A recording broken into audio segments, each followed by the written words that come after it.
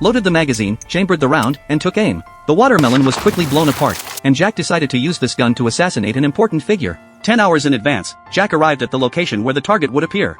Facing the security checkpoint, Jack first placed his phone into the tray, then, under the watchful eyes of the security personnel, passed through the screening without incident. After retrieving his phone, he successfully entered the venue and began executing his plan. Jack first pried open a door backstage. After reaching the rooftop, he hid himself inside the pipes below. From here, through the narrow gaps, he could observe the entire venue. Jack took off his shoes, dismantled them, and reassembled the components into a makeshift sniper rifle, placing it aside as he patiently waited for the moment of assassination to arrive. After an unknown amount of time, something unexpected happened. Staff members suddenly began coming up to inspect the area, and Jack knew this meant the target was about to appear. At the entrance to the venue, security personnel not only upgraded the access control systems but also increased the number of guards. A police officer handed a portrait to the head of security. The sketch depicted Jack himself. It was obvious that they knew Jack would come and had set up a premeditated arrest operation. The moment he revealed himself, he would be captured. Security personnel then began a comprehensive search of the venue. When one of them reached the rooftop, the distance between him and Jack was only 3 meters. Jack waited nervously for him to leave, hoping he would not be discovered. Only after hearing the sound of the door closing did Jack finally let out a sigh of relief.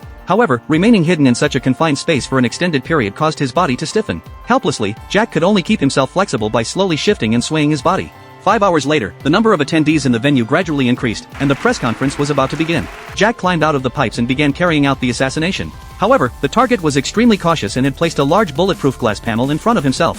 Firing directly would only result in failure. Jack could only wait patiently for the perfect moment to shoot. As long as the target stepped outside the glass, the assassination would succeed. Finally, the target revealed his head. Jack fired quickly, but what he did not anticipate was that another assassin suddenly rushed in, startling the target and causing him to duck back down. Jack had completely lost the chance to fire again. Watching the target evacuate safely under heavy security protection, Jack could only discard his weapon and quietly slip into the chaotic crowd. Just as Jack thought he could escape safely, a man blocked his path.